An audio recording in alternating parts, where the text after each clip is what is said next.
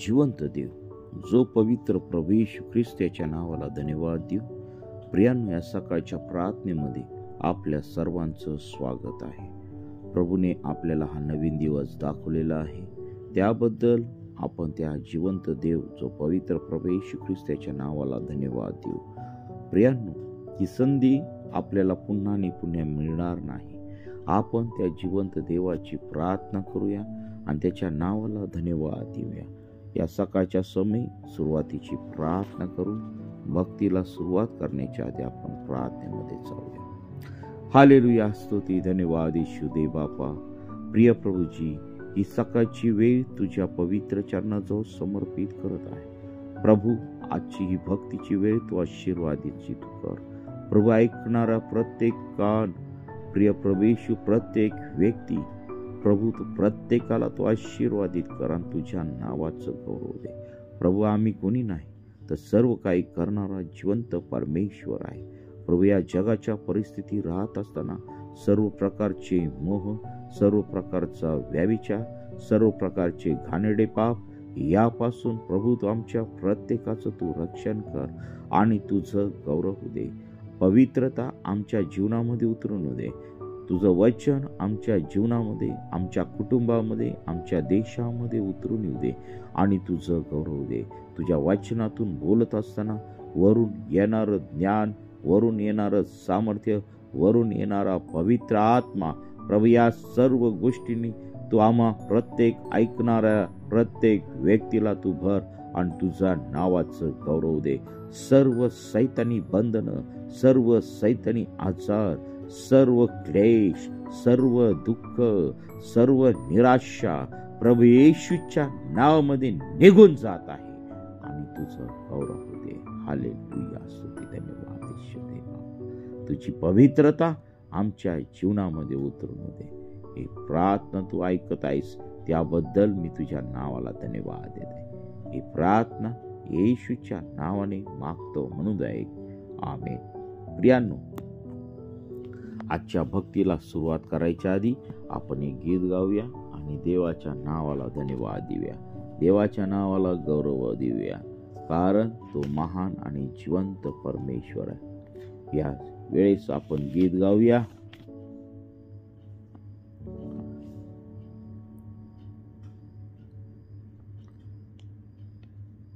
तू बोलाविले सेवा कराया, प्रभू आलो आनंदी. हे गीत गाऊन आपण देवाच्या नावाला धन्यवाद देऊया. तू बोलाविले सेवा कराया, प्रभू आलो आनंदे. तर विश्वासे तुझ जवळी मज नित्य राहू दे. मज जोडी प्रभू तुझशी तव कृसा दाऊनी. मज घेई तव कुशीशी प्रभू घेई ओढोनी. तव सेवेला क्षम व्हावेसे करी ख्रिस्ता कृपेने. तव इच्छेला वश सर्वदा स्थिर व्हावे आशेने.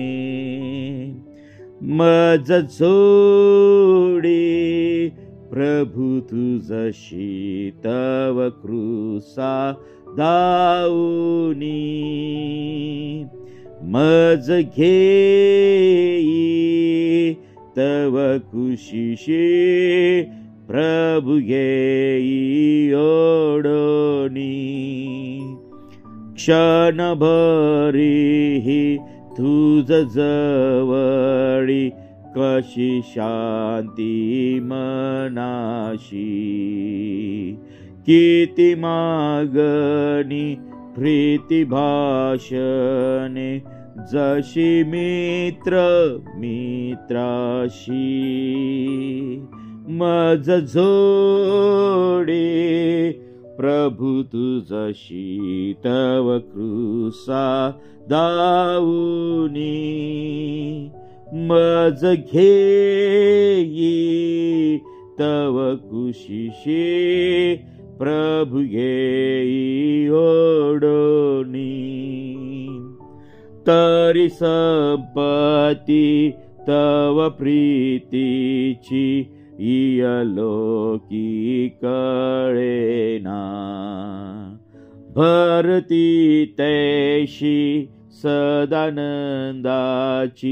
न मिळे सर्गाविना मज जोडी प्रभु तुझशी तव कृसा दाऊनी मज घेई तव कुशीशी प्रभु घेई ओढोनी. देवबाप या गीताद्वारे तुम्हाला मला आशीर्वादित करो. प्रियांनो, आजच्या मननासाठी आपण काढूया शास्त्रभाग उत्पत्ती याचा 46वा अध्याय.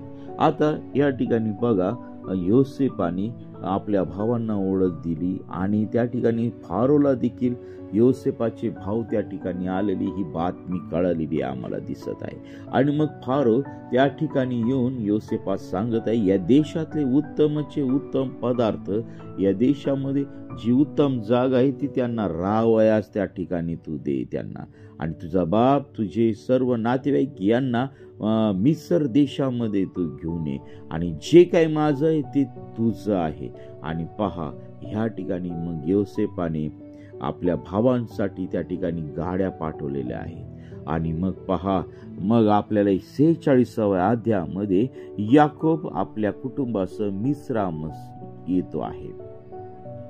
आणि मग या ठिकाणी बघा, 46व्या अध्यायामध्ये आम्हाला दिसत आहे की याकोब वचन 2 मध्ये, तेव्हा रात्री दृष्टांतात देव इस्रायलाशी बोलला, याकोबा याकोबा.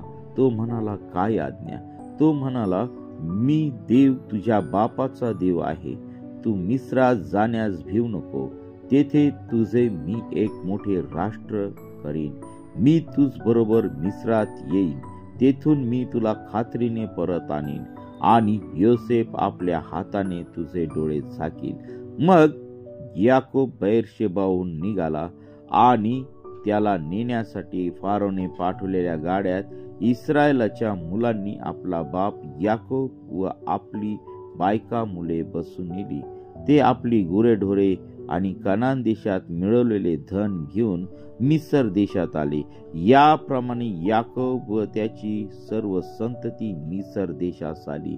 त्यांनी आपल्या बरोबर आपले मुलगे व आपले नातू मुली व नाती वगैरे आपले सर्व संतती मिस्रास आणली. इस्रायलाची संतती म्हणजे अर्थात याकोब व त्याचे पुत्र पौत्र मिस्रात गेले. त्यांची नावे पुढील प्रमाणे आहेत. आणि मग पहा, या ठिकाणी आम्हाला दिसत आहे सर्वात महत्वाची गोष्ट म्हणजे योसेपाने जरी त्यांना गाडी पाठवली, सर्व काही त्या ठिकाणी व्यवस्था केली, परंतु बघा त्या ठिकाणी वचन 2 मध्ये सर्वात महत्वाची गोष्ट की तेव्हा रात्री दृष्टांतात देव इस्रायलाशी बोलला. पहा, सगळ्यात महत्वाची गोष्ट आम्हाला या ठिकाणी दिसत आहे की देवबाप रात्री दृष्टांतात याकोबाशी बोललेला आम्हाला दिसत आहे. प्रियांनो, आज परमेश्वर आमच्या स्वप्नामध्ये किंवा दृष्टांतामध्ये येऊन आज आम्हाला दर्शन देत आहे. या गोष्टीकडे आम्ही आज लक्ष केंद्रित करणार आहोत. प्रियांनो, आमचं जीवन तेवढं धार्मिक आहे का? आम्ही जगातल्या गोष्टींसाठी झटत आहोत. आम्ही जगातल्या गोष्टी मिळवण्यासाठी आम्ही झटत आहोत. प्रसिद्धी मिळवण्यासाठी झटत आहोत. आमचं नाव मोठं होण्यासाठी झटत आहोत. परंतु प्रियांनो, आज आम्ही आमच्या वैयक्तिक जीवनामध्ये, आमच्या परिवारामध्ये, आमच्या कुटुंबामध्ये आम्ही आज विचार करणार आहोत की आम्ही देव मिळवण्यासाठी किती झटत आहोत. परमेश्वराने आम्हाला दृष्टांत द्यावे यासाठी किती झटत आहोत. देवाने आम्हाला आध्यात्मिकरित्या भरावं यासाठी आम्ही किती झटत आहोत. आम्ही सकाळीच उठून कामाला जातो, दिवसभर काम करतो, कष्ट करतो, आपल्या परिवाराची उपजीविका कशी भागेल याच्याकडे आम्ही लक्ष देतो. परंतु ज्या देवाने तुमच्या आणि माझ्या शरीरामध्ये श्वास ठेवलेला आहे, त्याचा आत्मा ठेवलेला आहे, त्या देवाने तुम्हाला आणि मला या जगामध्ये पाठवलेले आहे, त्या देवाची आम्ही किती उपासना करत आहोत, किती आराधना करत आहोत, ते देवबापाशी आमचे कसे संबंध आहेत याच्याकडे आम्ही विचार केला पाहिजे. प्रियांनो, ह्या शेवटच्या काळामध्ये राहत असताना सर्वात महत्वाची गोष्ट ही आहे की आम्ही देवाच्या सानिध्यात किती आहोत. आता या ठिकाणी जर आम्ही पाहिलं तर योसेफाने या ठिकाणी सर्व व्यवस्था त्या ठिकाणी पाठवलेली आम्हाला दिसत आहे. परंतु ती सर्व व्यवस्था केव्हा सफल होईल, जेव्हा पुढचा व्यक्ती प्रतिसाद देईल त्याच वेळेस.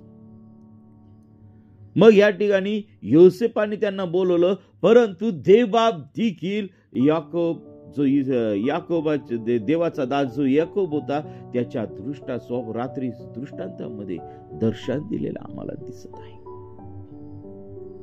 त्याला सांगितलेलं आहे, काय सांगितलेलं आहे की तेव्हा रात्री दृष्टांतात देव इस्रायलाशी बोलला, याकोबा याकोबा. तो म्हणाला, काय आज्ञा. बघा, देवबाप आपल्या प्रत्येक नावाने हाक मारत आहे. आपल्या प्रत्येकाची नाव तो आधी जाणून आहे, कारण तो जिवंत देव आहे. त्याने आम्हाला या जगामध्ये पाठवलेले आहे आणि त्यानेच आम्हा प्रत्येकाला नाव ठेवलेले आहे आणि म्हणून आम्ही या जगामध्ये आहोत. प्रियांनो, याकोबा याकोबा. तो म्हणाला, काय आज्ञा. तो म्हणाला, मी देव तुझ्या बापाचा देव आहे. तू मिस्रात जाण्यास भिवू नको, तेथे तुझे मी एक मोठे राष्ट्र करेन. पहा, देवाने त्याला ग्रीन सिग्नल त्या ठिकाणी दिलेला आहे, हिरवा कंदील त्या ठिकाणी दिलेला आहे मिसर देशात जाण्यासाठी. प्रियांनो, आज देवबापाचं मार्गदर्शन आमच्या जीवनामध्ये तसं आहे का? आम्ही स्वतः आमच्या जीवनामध्ये पडताळून पाहिला पाहिजे. या सकाळच्या समय आम्ही प्रत्येक जण विचार करणार आहोत की प्रभू आम्हाला दर्शन देत आहे का आम्ही कोणा मनुष्यावरती अवलंबून आहे, आम्ही कोणा दासावरती अवलंबून आहे. मी म्हणत नाही दासावर अवलंबून राहणं ही वाईट गोष्ट नाहीये, परंतु दासापेक्षा ज्या देवाने त्या दासाला पाठवलेले आहे त्या देवावरती आम्ही अवलंबून राहायला पाहिजे. प्रियांनो, आज मंडळांमध्ये हीच भयानक गोष्ट आहे. आज आम्ही काय करत आहोत, मनुष्यावरती अवलंबून राहत आहोत.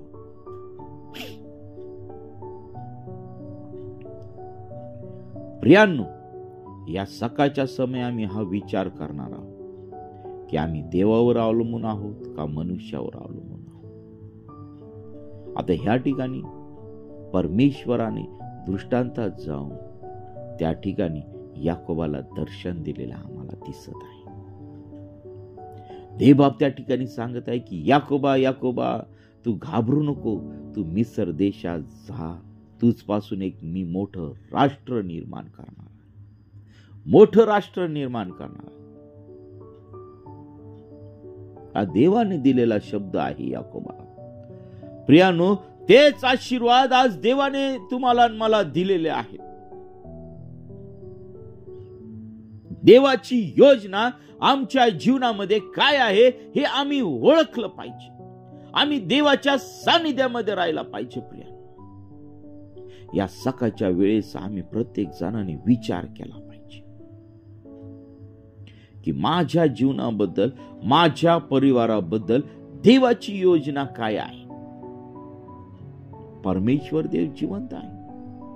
परमेश्वर देव कृपाळू आहे, कनवाळू आहे, दयाळू आहे.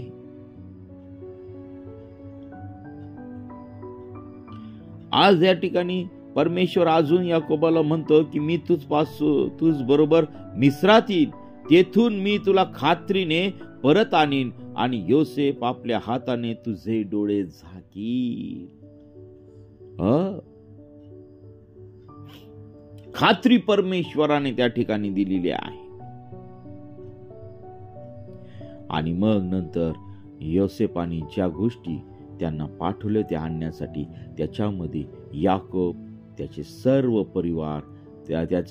परिवार त्या ठिकाणी बसून मिस्रामध्ये त्या ठिकाणी आलेले आम्हाला दिसत आहे. आणि मग नंतर पुढे त्यांच्या सर्वांची नावे या अध्यायामध्ये दिलेले आम्हाला दिसत आहे. आणि मग पहा,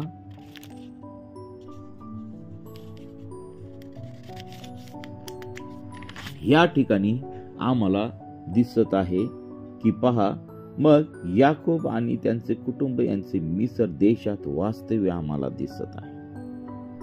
मग योसेफ आणि गोशन प्रांताची वाट दाखवावी म्हणून याकोबाने यहूदास आपल्या पुढे त्याचकडे पाठवले.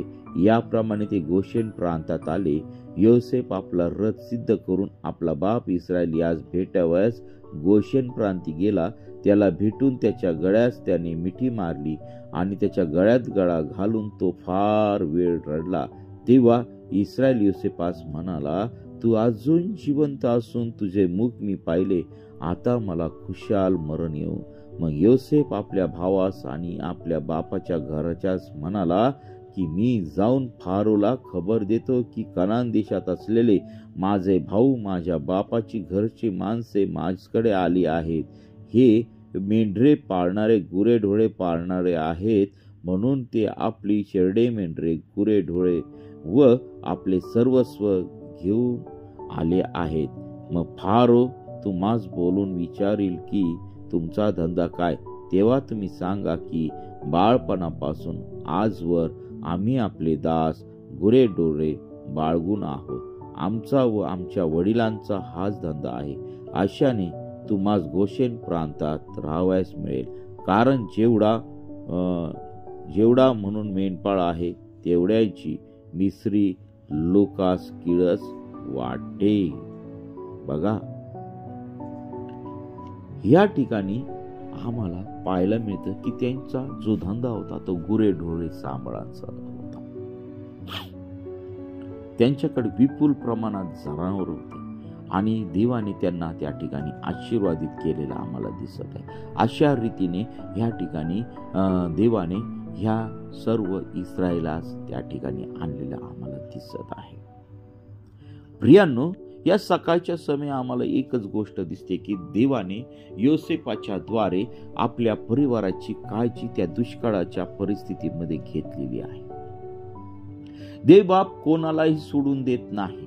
आमच्या जीवनामध्ये किती समस्या आल्या, किती अडचणी आल्या, किती दुःख आले, तरी त्या दुःखामध्ये परमेश्वर आम्हाला सोडत नाही, तर आम्ही देवाला सोडून देतो आणि जगाच्या मागे लागत असतो. आमच्या जीवनामध्ये भयानक आजार येतात, संकटे येतात, प्रॉब्लेम येतात, समस्या येतात. आम्ही जगामध्ये पळत असतो, आम्ही जगामध्ये त्या गोष्टी शोधण्याचा प्रयत्न करत असतो, परंतु थोडा वेळ आम्ही थांबून त्या जिवंत देवाची प्रार्थना करत नाही. प्रियांनो, या सकाळच्या समय परमेश्वर तुमच्या संगती बोलत आहे की आज आम्हाला गुडघे टेकले पाहिजे, प्रार्थनेमध्ये आम्ही राहायला पाहिजे. देवाचं वचन आम्हाला सांगते की निरंतर प्रार्थना करा. यिर्मया 33:3 सांगते की मला हाक मार म्हणजे मी तुला उत्तर देईन. देवाचं वचन सांगते की मला बसलेल्या फटक्याने तुम्हाला प्रत्येकाला आरोग्य मिळेल. तर प्रियांनो, आज या सकाळच्या समय आम्ही त्या वचनावरती विश्वास ठेवून ते वचन आमच्या प्रत्येकाच्या जीवनामध्ये आम्ही उतरून घेऊया. परमेश्वराचं वचन जोपर्यंत आमच्या हृदयामध्ये उतरत नाही, आमच्या नसामध्ये उतरत नाही, आमच्या जीवनामध्ये उतरत नाही, तोपर्यंत देवाचं कार्य त्या ठिकाणी होत नाही. हालेलुया, स्तुती, धन्यवाद ईश्वर. तो पवित्र परमेश्वर आहे. त्याचं वचन आज आमच्या जीवनामध्ये आम्ही उतरवलं पाहिजे. त्या वचनाप्रमाणे आम्ही चाललं पाहिजे प्रिया.